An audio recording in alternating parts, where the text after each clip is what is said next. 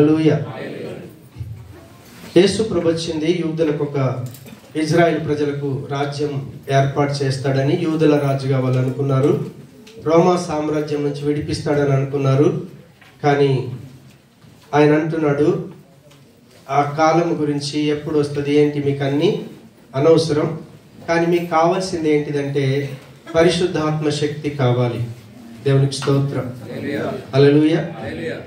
దేవుని యొక్క రాజ్యం ప్రజల్లో రావాలి అంటే మనుషులకు కావాల్సింది ఏమిటి అంటే పరిశుద్ధాత్మ శక్తి. అయినను పరిశుద్ధాత్మ శక్తి మీ మీదికి వచ్చినప్పుడు మీరు శక్తి పొందుకుంటారు. అప్పుడు యెరూషలేములోను యూదయ సమరయ బోధిగంతముల వరకు మీరు యేసుక్రీస్తుకు సాక్షులై ఉంటారు. పాస్టర్ జేమ్స్కో, ఇంకొక పాస్టర్కో, ఇంకొక వ్యక్తికో సాక్షులుగా మనం ఉండకూడదు. మనందరం భూమి మీద ఉన్న ప్రతి మానవుడు, ప్రతి క్రైస్తవుడు క్రీస్తుకు సాక్షిగా ఉండాలి. అంటే యేసు ప్రభుల వారు మరియ యోసేపులకు, వడ్రంగి వాడైన మరియ యోసేపులకు పుట్టి మనుష్య కుమారుడిగా ఈ భూమి మీద జీవించి ఏ పని అయితే చేశాడో ఆ పనికి మనం సాక్షులం కావాలి. దేవునికి స్తోత్రం. హల్లెలూయా. కాబట్టి ఒక వ్యక్తి అలాంటి పని చేయాలి అంటే ఖచ్చితంగా పరిశుద్ధాత్మ శక్తి కావాలి. ఎందుకంటే దేవుడు శక్తిమంతుడు.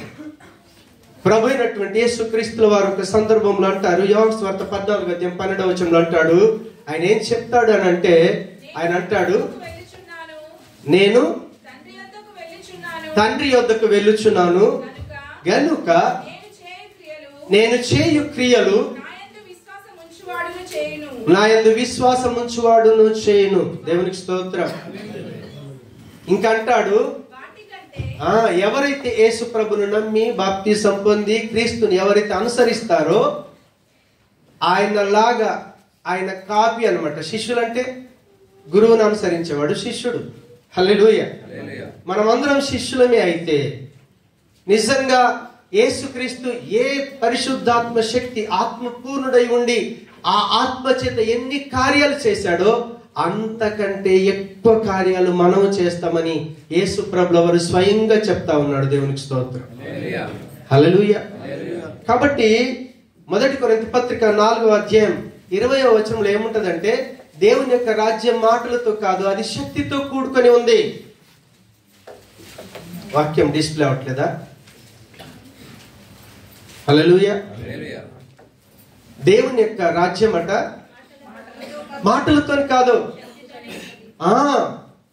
సుధీర్ గారు మీరు ప్రభువుని నమ్ముకోండి అని అంటే ఆయన వింటాడా? మనం చెప్తే వింటాడా? మనం ఆయన మనసును మార్చగలమా? ఆయన హృదయాన్ని మార్చగలమా? లేదే. ఆయన పాపి అన్న సత్యాన్ని గ్రహించడానికి పరిశుద్ధాత్మ దేవుడు అని ఒప్పించాలి. యేసు ప్రభును నమ్మి బాప్తిసం పొందాలంటే పరిశుద్ధాత్మ దేవుడు ఒప్పించాలి. రేపు నరకం నుంచి తప్పించబడి నేను రక్షించబడ్డాను అనే స్థితిలోకి రావాలంటే పరిశుద్ధాత్మ దేవుడు ఒప్పించాలి. అది దేవుని యొక్క శక్తితో కూడుకొని ఉంది.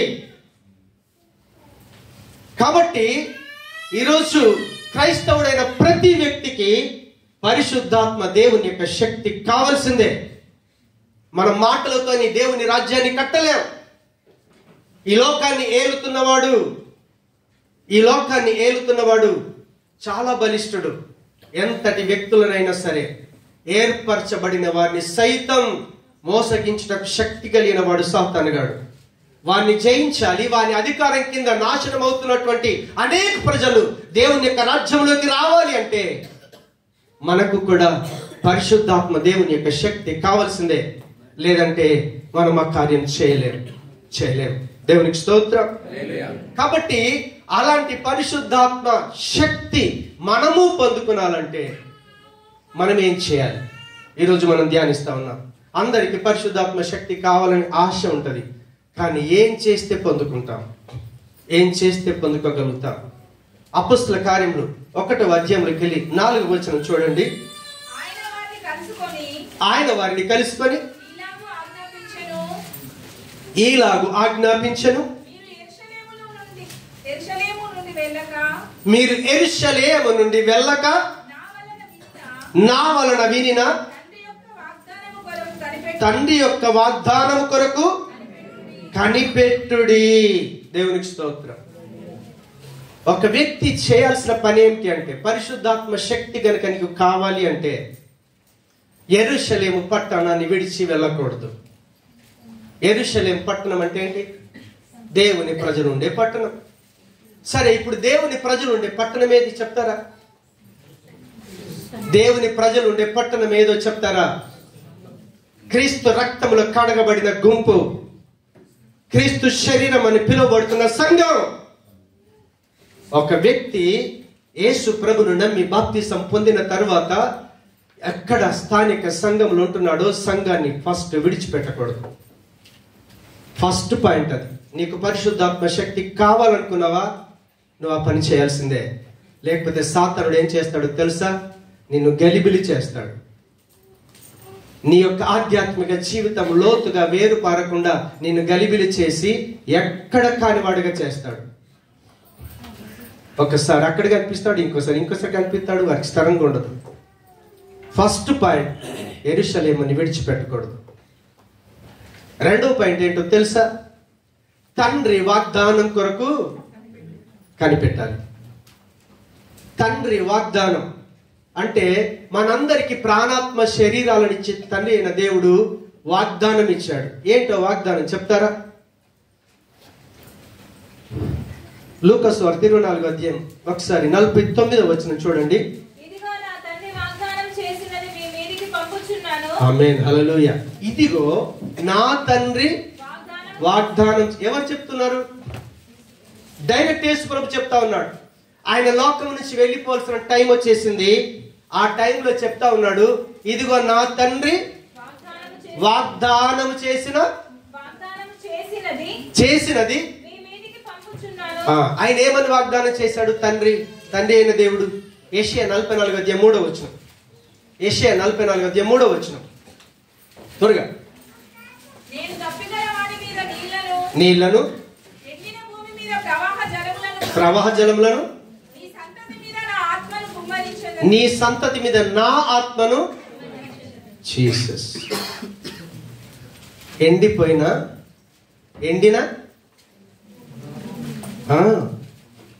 ఎండిపోయిన మన మీద నీళ్లు కుమ్మరించబడాలి. అందుకే యేసు ప్రభు అంటాడు, యోహాను సువార్త 7లో అంటాడు, ఎవడైనా దప్పికొంటే నా దగ్గరికి రండి, మీరు దప్పి తీర్చుకోండి, నేనిచ్చే నీళ్లు వాడి కడుపులో నుండి ఊరడి నీటి బొగ్గగా ఉంటాయని చెప్పి, ఆ నీళ్లు ఏంటి అంటే వాడు పొందుకోబోయే ఆత్మను గురించి. దేవునికి స్తోత్రం. తండ్రి అయిన దేవుడు వాగ్దానం చేశాడు, పరిశుద్ధాత్మని ఇస్తానని. అందుకే యోవేలు గ్రంథం 2వ అధ్యాయం 28వ వచనంలో అంటాడు, ఏమంటాడు చెప్పరా? సువార్తలు వెళ్ళే వాళ్ళకి వాక్యాలన్నీ రెఫరెన్స్ హృదయంలో ఉండాలి. త్వరగా చదవండి. తర్వాత నేను సర్వజనుల మీద నా ఆత్మను కుమ్మరింతును, మీ కుమారులను మీ కుమార్తెలను ప్రవచనములు చెప్పుదురు. హల్లెలూయా. అందరి మీద దేవునికి పక్షపాతం లేదు. ప్రతి ఒక్కరి మీద పరిశుద్ధాత్మను కుమ్మరిస్తాడు.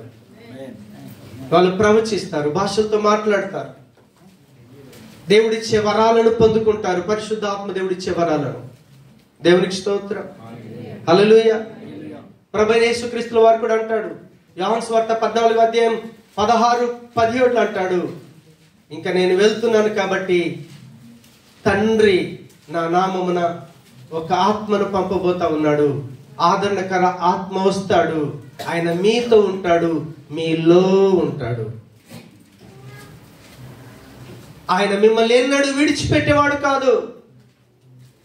దేవునికి స్తోత్రం. తండ్రి అయిన దేవుడు ఇచ్చిన వాగ్దానం, పరిశుద్ధాత్మని మనం పొందుకునాలి. పరిశుద్ధాత్మని మనం పొందుకునాలి అంటే మనం చేయాల్సింది ఏంటో తెలుసా? ఆ వాగ్దానాన్ని మనం జ్ఞాపకం చేసుకొని కనిపెట్టాలి. సరే, ఏ రీతి కనిపెడతాం? కనిపెట్టడానికి ప్రతి క్రైస్తవుల్లో మొట్టమొదలు ఏముండాలంటే, ఒక వ్యక్తి కనిపెట్టుకొని ప్రార్థన చేయాలి అంటే, నేను ఒక వ్యక్తికి చెప్తాను, ప్రకాష్ నేను ఈ టైంకు మొబైల్ రౌండ్ బోర్డ్కి వస్తాను 7 కన్నా అనుకో, నా మాట ఆయన నమ్మితే వస్తాడు. ఆయన నమ్మకపోతే హాయిగా రాలేక చెప్తాడు. ఎన్నిసార్లు చెప్పలేదు, ఈ టైంకి వస్తానంటాడు, అడ్రస్ ఉండదు. ఈ టైంకి వస్తానంటాడు, ఫోన్ ఎత్తితే ఫోన్కు జవాబు ఉండదు. హల్లెలూయా. ఒక వ్యక్తి దేవుని యొక్క వాగ్దానాన్ని నమ్మాలి. హల్లెలూయా.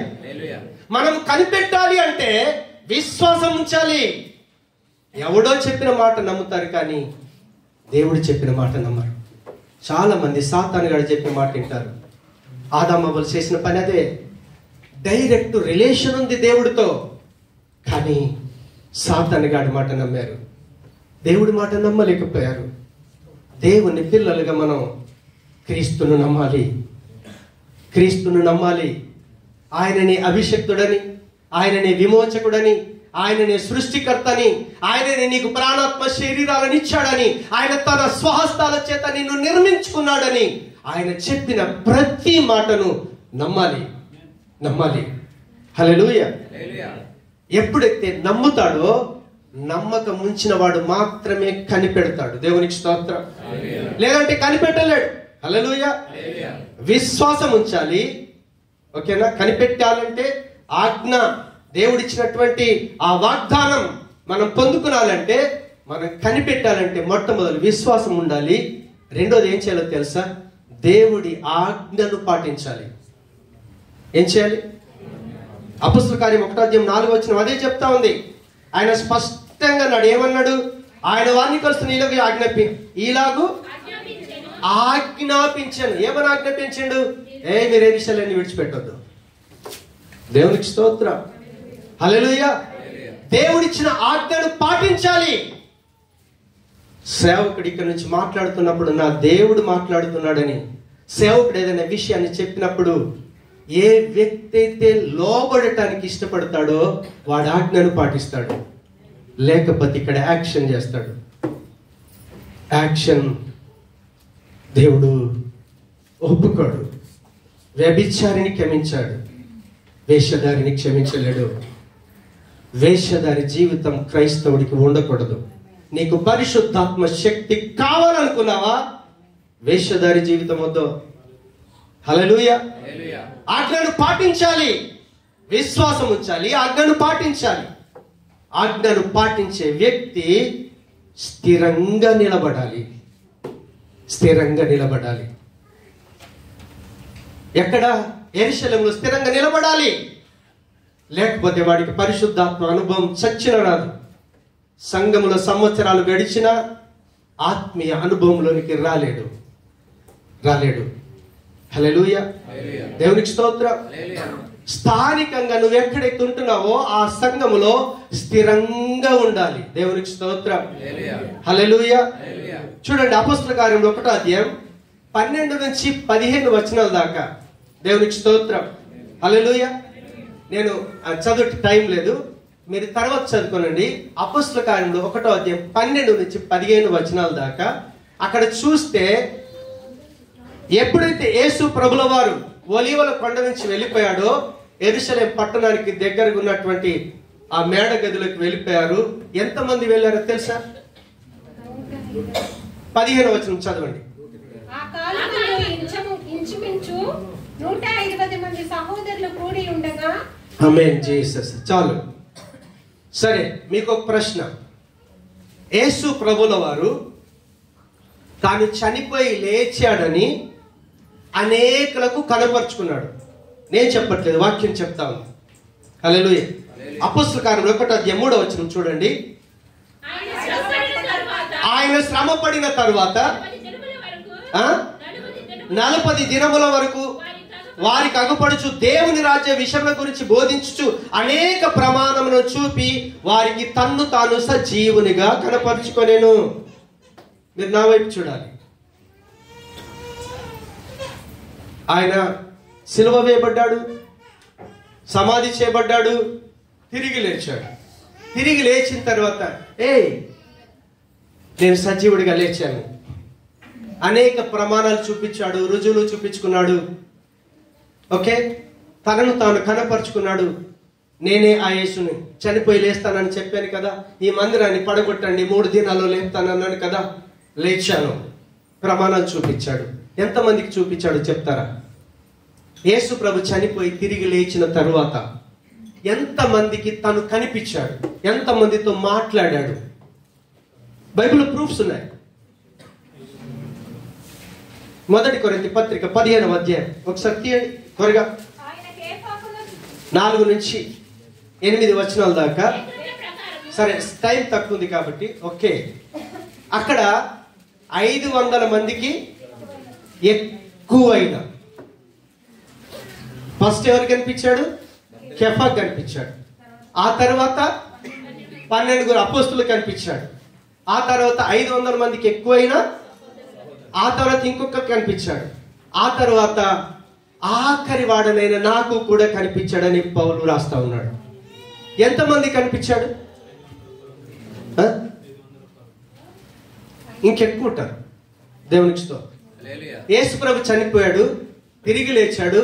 40 దినాల దాకా 500 కంటే ఎక్కువ మందితో రిలేషన్ కలిగి ఉన్నాడు. హల్లెలూయా. ప్రభు అన్నాడు, మీరు ఖచ్చితంగా నిలిచి ఉండండి. దేవునికి స్తోత్రం. ఎంతమంది నిల్చున్నారు? 120 మంది. ఇప్పుడు మనం చదివాం కదా, అపోస్తలుల కార్యం 1:15 వచనంలో యేసు ప్రభు చనిపోయి లేచాడు, ప్రూఫ్స్ ఇచ్చాడు, మాట్లాడాడు, అనేక రుజువులు చూపించాడు, నేను బ్రతికానని ఎన్నో కార్యాలు చేశాడు. అయినా అక్కడ స్థిరంగా నిలబడ్డది ఎంతమంది తెలుసా? కేవలం 120 మంది మాత్రమే. హల్లెలూయా. దేవుడు తన్ను తాను కనపరుచుకున్నా, దేవుడు వాళ్ళ జీవితాల్లో కార్యాలు చేసినా కొంతమంది స్థానికంగా సంఘములో స్థిరపడి ఉండలేరు. సాతాను గాడు చేసే పని అది. హల్లెలూయా. వాళ్ళు ఏం చేస్తారంటే అక్కడ కొంతమంది అయ్యగారు ఇది అన్నాడని, కొంతమంది కలిసి వస్తారు కదా. ప్రత్యేకంగా లేడీస్ లో బాగా బలహీనత ఏంటంటే, మీరు కలిసి వచ్చేటప్పుడు రూమ్ లో ఒక వ్యక్తి తిట్టారనుకో, చర్చి క్లోజ్, బంద్. ఇక్కడికి వచ్చి ప్రభువుని తెలుసుకొని ఇక్కడనే బాప్తిసం పొందింది, పేరు చెప్పట్లేదు, నేను చెప్పను, క్యాంప్ నుంచి ఒకే క్యాంప్ నుంచి వస్తారు. తన పక్క వ్యక్తి ఏదో అన్నదని ఇంతవరకు తను చర్చికి రావట్లేదు. ఆ అన్న వ్యక్తి స్త్రీ వెళ్ళిపోయింది. నేను క్యాంప్కి వెళ్ళినప్పుడు అలా బ్రతిమాలు చెప్తాను, రానన్న దేవుని సముఖానికి రా. ఒక వ్యక్తి నేను తిట్టుండొచ్చు, ప్రభు ఏమైనా తిట్టాడా? తిట్టలేదు కదా ఆయన. ఓకే, ఎందుకు రావట్లేదు? సాతాను అలా మోసగిస్తూ ఉంటాడు. చాలా మంది ఏమంటారు తెలుసా? సంఘం అంతా ఒక్కటే, ఎక్కడైనా వెళ్ళొచ్చు. హల్లెలూయా. కుటుంబం అంతా ఒక్కటే, ఏ స్త్రీ దగ్గరికి వెళ్తావా? అందరూ నీ భార్యలేనా? అందరూ నీ తల్లులేనా? అందరూ నీ తండ్రులేనా? అన్ని కుటుంబాలే. ఏ కుటుంబానికి ఆ కుటుంబంలో తండ్రి ఉన్నాడు, భార్య ఉన్నాడు, పిల్లలు ఉన్నారు. హల్లెలూయా.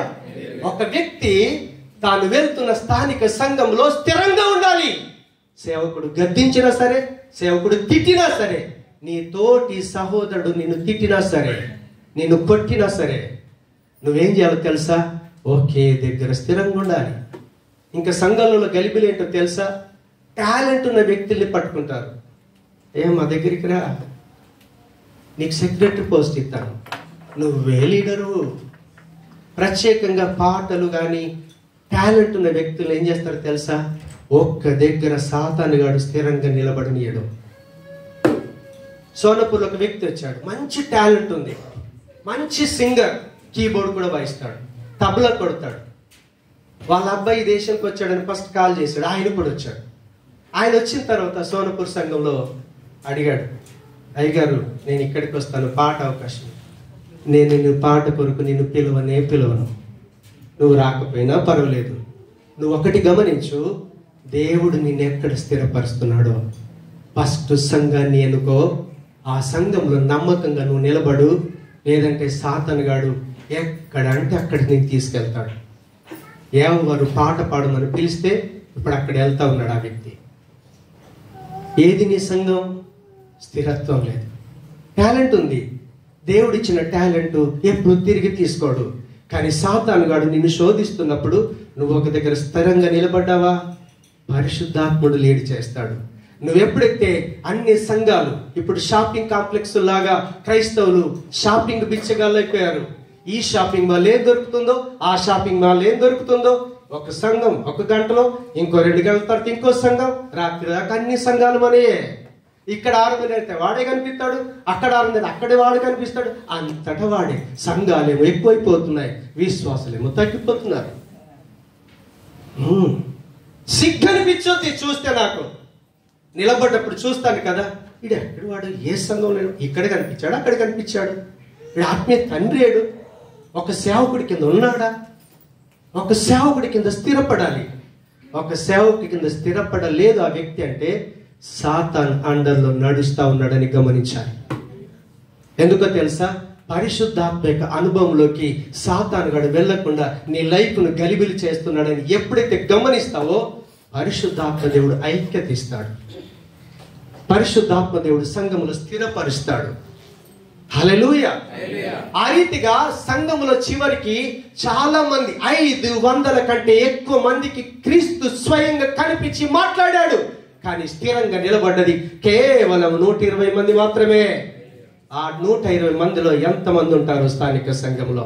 దేవుడు మిమ్మల్ని దీవించును గాక. హల్లెలూయా. కాబట్టి ఒక వ్యక్తి పరిశుద్ధాత్మని పొందుకునాలి, ఆ శక్తి పొందుకునాలి అంటే దేవుడు ఇచ్చినటువంటి వాగ్దానం కొరకు కనిపెట్టాలి, యెరూషలేములో ఉండాలి, కనిపెట్టాలి. కనిపెట్టేటప్పుడు విశ్వాసం ఉండాలి, దేవుడి యొక్క ఆజ్ఞను పాటించాలి, స్థిరత్వం కలిగి ఉండాలి. ఎప్పుడు స్థిరంగా ఉంటాడో తెలుసా? మాట చెప్తే లోబడతాడు. చూడు, విధేయత చూపించని వాడు స్థిరంగా ఉండలే. తిరగబడేవాడు ఎప్పుడు కూడా స్థిరంగా ఉండడు. వాడి మనసు స్థిరత్వానికి అవకాశం ఇవ్వదు.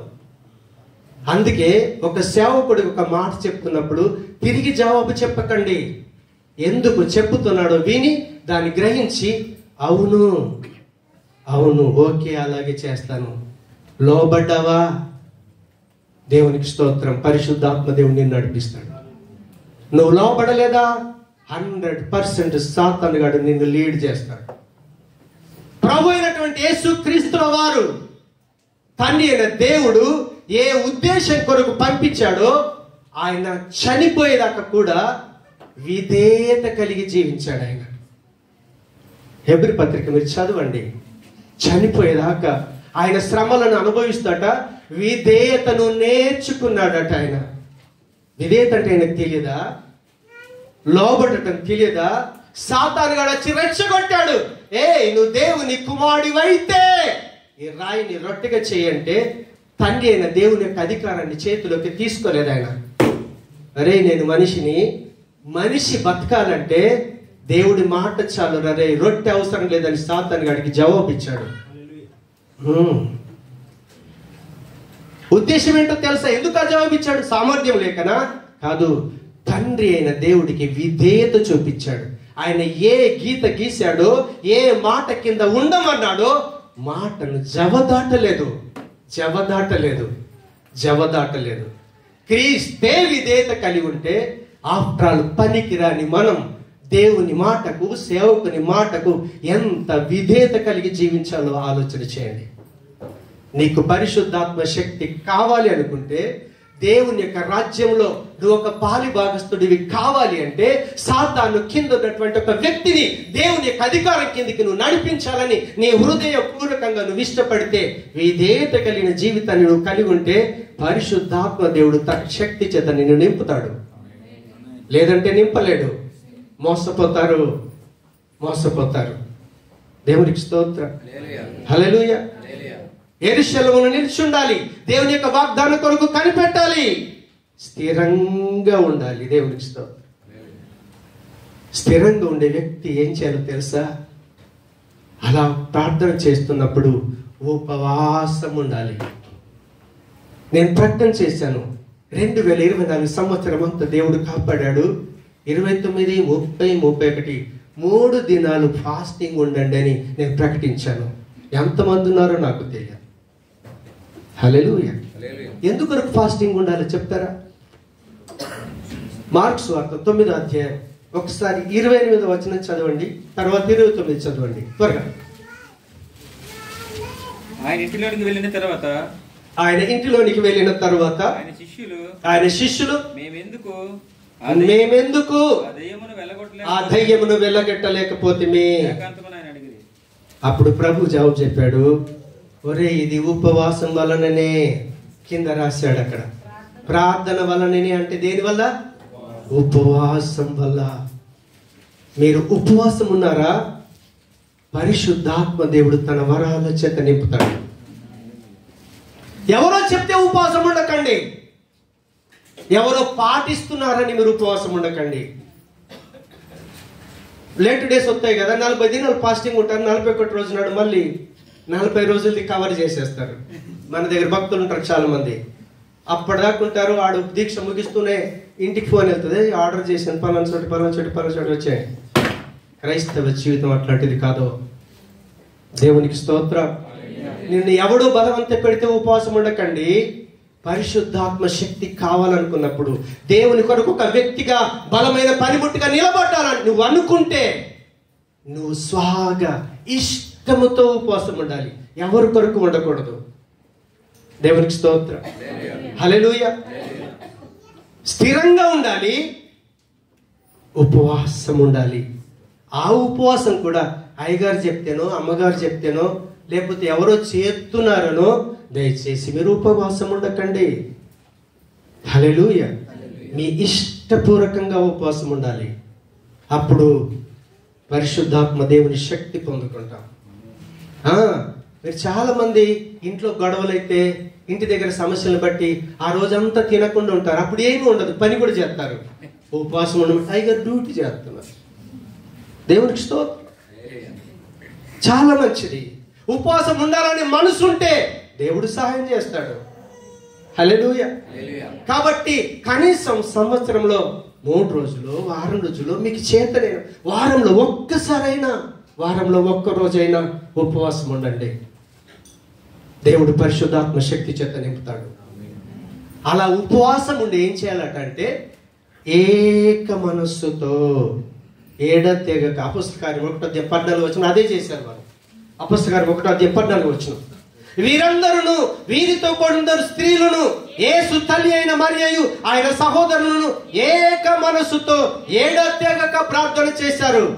ఏక మనస్సుతో ఏడతెగక. క్రీస్తు అధికారం కిందికి వస్తే వాళ్ళ మనసులో ఒకటి అవుతాయి.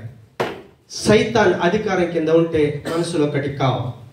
చిన్న ఎగ్జాంపుల్ చెప్తాను. సపోజ్ మీకు యూనిఫామ్ కొరకు ఈరోజు బ్లూ డ్రెస్ వేసుకురండి, మనం ఒక ఫంక్షన్ చేస్తున్నాం అనుకోండి.